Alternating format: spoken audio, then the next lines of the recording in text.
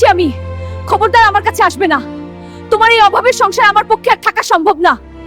যখন সংসার চাহিদা পূরণ করতে পারবে না তখন বিয়ে করলে কেন? আমি জানি আমি ব্যর্থ, কিন্তু বিশ্বাস করো আমি চেষ্টা করছি। আমি আর পারছি না। অভাবটা সাময়িক, কিন্তু তোমাকে ছাড়া আমি সত্যিই একা হয়ে যাব। আমার শূন্য পকেট আছে। তোমার পকেট খালি, তাহলে ভালোবাসা দিয়ে কি হবে? আমার শূন্য পকেট আছে, কিন্তু তোমার জন্য আমার ভালোবাসা কখনো শূন্য না। ভালোবাসা দিয়ে কি সংসার চলে? চেষ্টা শুনতে শুনতে আমি ক্লান্ত। মা, একটু কথা বলবো? হ্যালো মা, আমি আর পারছি না, আমি চলে আসতেছি। এই অভাবের সংসার আমার দ্বারা হবে না। কেন মা, ঝগড়া করছিস নাকি? সংসারে অভাব থাকতেই পারে, তাই বলে ঘর ছেড়ে চলে আসতে হয়? মা, সবসময় টানাটানি অপূর্ণতা আমার দম বন্ধ হয়ে আসছে। শোন মা, যখন তোর বাবার খারাপ সময় ছিল আমি তার পাশে ছিলাম। যদি তখন চলে আসতাম তোর কি হতো ভেবেছিস? তুই তো আজ এত বড় হয়ে আমার সাথে কথা বলতেও পারতিস না।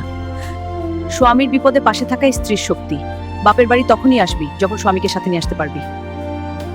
এখন মা ঠান্ডা করে তার কাছে ফিরে যা।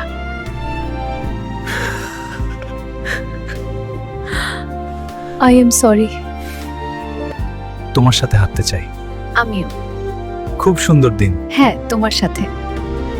এই গোলাপটা তোমার জন্য। ধন্যবাদ, এটা তোমার জন্য।